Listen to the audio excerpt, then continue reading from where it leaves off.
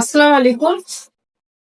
Ladies and gentlemen, it's my great pleasure to announce you all.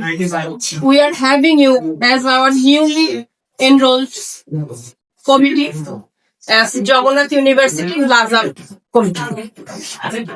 আমরা এখানে দেখতে পাচ্ছি একটা আমরা ইউনিক ঘোষণা করছি। এখানে 38 জনের একটা সদস্য বিশিষ্ট কমিটি আমরা ঘোষণা করেছি। আমি আপনাদের কাছে আমার প্লাজা পরিবার সম্পর্কে কিছু কথা কিছু তথ্য তুলে ধরতে চাই। একদম পরিষ্কারভাবে বলতে চাই, আমাদের এই প্লাজা সংগঠনটি আজ 10 বছরের একটি বালক।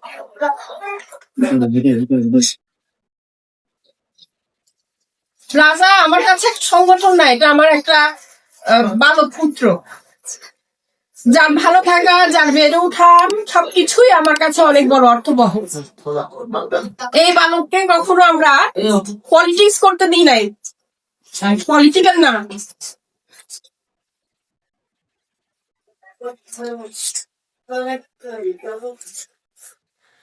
Sorry.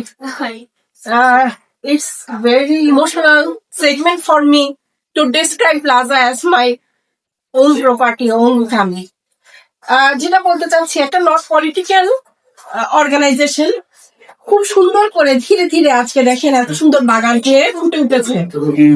11টা ইউনিভার্সিটির সাথে আমরা অ্যাফিলিয়েটেড, তার মানে শত শত শিক্ষার্থীদের সাথে আমরা কানেক্টেড। এই যে আমাদের কানেক্টিভিটিটা দিনের পর দিন সুন্দরভাবে প্রসারিত হচ্ছে, এটার জন্য আমি শ্রদ্ধার সাথে স্মরণ করছি এর প্রতিষ্ঠাতা সভাপতি অ্যাডভোকেট নাহিদুর রহমানকে। তিনি লন্ডনে উচ্চশিক্ষার জন্য বাইরে আছেন। এই দায়িত্বটা আমি যখন নিয়েছি তখন আমার একটা মূল লক্ষ্য ছিল, আমি এটা তুলে ধরবো, এটা একটা নন পলিটিক্যাল বেসমেন্ট। বাংলাদেশে আমি বুঝলাম না, যে কোনো কাজই করি না কেন ওখানে মানুষ পলিটিক্যাল কোনো কিছু গন্ধ খুঁজে বের করতে চায়। পলিটিক্স থাকুক আর না থাকুক, পলিটিক্স আছে, পলিটিক্স থাকতে হবেই। এই যে এই সংস্কৃতিটা, এটার বাইরে গিয়ে আমি প্লাজাকে রিপ্রেজেন্ট করতে চেয়েছি শুধু একটা স্বেচ্ছাসেবী সংগঠন হিসেবে, যারা শিক্ষার্থীদের সমস্যাগুলো নিয়ে কাজ করবে, শিক্ষার্থীদের যে প্রয়োজনগুলো ওগুলো নিয়ে কাজ করবে। আইনজীবী এবং শিক্ষানবিশ আইনজীবীর মধ্যে ব্রিজিং গ্যাপ, এই গ্যাপটাকে ফুলফিল করবে। এটার জন্যই কাজ করে আসছি এতদিন। আর আমি আরো স্পষ্ট করে বলতে চাই, আপনারা যারা শিক্ষার্থী আছেন তারা আমাদের কাছে অনুজ, তারা আমাদের কাছে সন্তানের মতো। আপনাদের কাছে আমাদের একটাই চাওয়া পাওয়া, সেটা হচ্ছে সমাজের জন্য, নিজের পেশার জন্য, নিজের সহকর্মীদের জন্য ভালো কিছু করার প্রয়াসে আমরা প্লাজা করছি। এই তথ্য সব দিকে ছড়িয়ে দিবেন। আমরা সম্পূর্ণভাবে অরাজনৈতিক একটা প্ল্যাটফর্ম। আমাদের যে কাজগুলো আমরা বিগত দিনে করে এসেছি, 2016 সাল 29শে এপ্রিল ঢাকা ইউনিভার্সিটির আঙিনা থেকে আমরা শুরু করেছি। সেই কাজগুলো পর্যালোচনা করলে দেখবেন আমরা কখনো দুস্থদের সহযোগিতা করেছি, বিভিন্ন এতিমখানায় আমরা ইফতারের আয়োজন করেছি, শীত বস্ত্র যখন দেওয়ার কথা তখন আমরা শীত বস্ত্র নিয়ে এগিয়ে গিয়েছি। করোনা কালীন সময়ে যে ধরনের প্রয়োজনগুলো ছিল, খাদ্য বা মানুষের যে অ্যামিনিটিস গুলো প্রয়োজন, ওগুলো আমরা প্রোভাইড করেছি।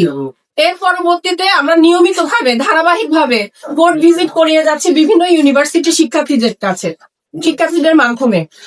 আমাদের এখানে প্রায় সময় আপনারা দেখবেন প্রতি মাসে 2 থেকে 1 বার আমার কোর্ট ভিজিট করাতে হয় আপনাদেরকে। অনেকে গিয়েছেন না, জগন্নাথ ইউনিভার্সিটি থেকে গিয়েছেন না, এইভাবে অনেকগুলো ইউনিভার্সিটি আমাদের সাথে কোর্ট ভিজিট করে থাকে। কেন কোর্ট ভিজিট করে জানেন? কারণ আমি যখন এই প্রফেশনে নতুন, তখন আমার কাছে কোর্ট ভিজিটটা অনেক বড় কিছু মনে হতো। কেউ যদি একটু জানিয়ে দিত যে মহানগর কোন, মহানগর দায়রা জজ কোনটা, তারপর সিএমএম কোনটা, সিজিএম কোনটা, এগুলো খুব আমার জানতে ইচ্ছা করতো, কিন্তু কার কাছে জিজ্ঞেস করবো? এগুলো আস্তে আস্তে বন্ধুদেরকে নিয়ে কাজ করতে করতে শিখেছি। তো এই জিনিসগুলো তো আপনারা পাশ করার আগেই জেনে যাচ্ছেন। এই ফ্যাসিলিটিটা আমরা দিতে চাই, দিতে পারি এবং দিচ্ছি। এছাড়া আমরা আরো কিছু ফ্যাসিলিটি আপনাদেরকে দিচ্ছি। আপনারা জানেন নারীদের উঠান বৈঠক, ওখানের মধ্যে আইন শিক্ষার্থী যারা নারীরা আছেন তারা কিভাবে নিজেদেরকে আরো স্ট্রং করতে পারবেন মেন্টালি, কিভাবে চ্যালেঞ্জ গুলো মোকাবেলা করতে পারবে, এগুলো নিয়ে আমরা কাজ করছি। এছাড়া আমরা ডিবেটের আয়োজন করেছি 11টা ইউনিভার্সিটি, টোটাল 32টা ইউনিভার্সিটির সাথে ডিবেট করবে। আপনারা ঈদের পরেই দেখতে পারবেন।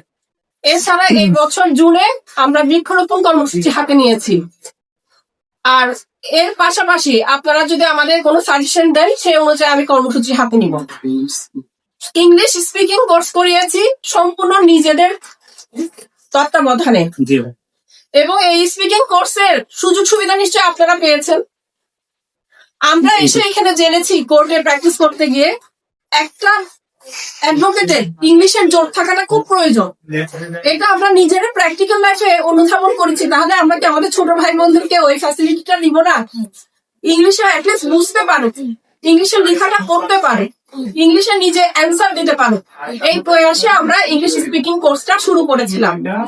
আপনারা অনেকেই এর সুফল ভোগ করেছেন, এই ট্রেনিংটা নিয়েছেন। আমি এই ধারা অব্যাহত রাখবো সামনে। আমরা সম্পূর্ণভাবে আবারও বলতে চাই, আমরা একটা অরাজনৈতিক প্ল্যাটফর্ম। আমরা কনস্ট্রাকটিভ যে কোনো সমালোচনাকে ওয়েলকাম জানাই। আমরা আপনাদের কাছে সাজেশন যাচ্ছি কিভাবে কাজ করলে আপনাদেরকে আরো উপকারী ভোগী করতে পারবো বা সুফল দিতে পারবো। আমাদের জন্য দোয়া করবেন। আমাদের এই সংগঠনটা দেখতে দেখতে 10 বছর পার করে ফেলেছে। আবারও বলছি, 10 বছরের একটা বালককে তরুণ হিসাবে গড়ে তোলার দায়িত্ব আপনাদের সবার। আমরা একসাথে যখন বুড়ো হব, আমরা তখন বলতে পারবো ব্লাতা নামের বালকটি আজকে তরুণ হয়ে গেছে আর আমরা বুড়ো হয়ে গেছি। এই পর্যন্ত সাথে থাকুন। সবাইকে ধন্যবাদ। আমি সবার প্রতি কৃতজ্ঞ আপনাদের উপস্থিতির জন্য। আমার জন্য দোয়া করবেন। যতদিন আমি দায়িত্বে আছি, আমি যেন আপনাদের কাজগুলো করে বিদায় নিতে পারি সম্মানের সাথে। এতটুকুই আপনাদের কাছে সহযোগিতা প্রার্থনা করছি। ধন্যবাদ। আসসালামু আলাইকুম।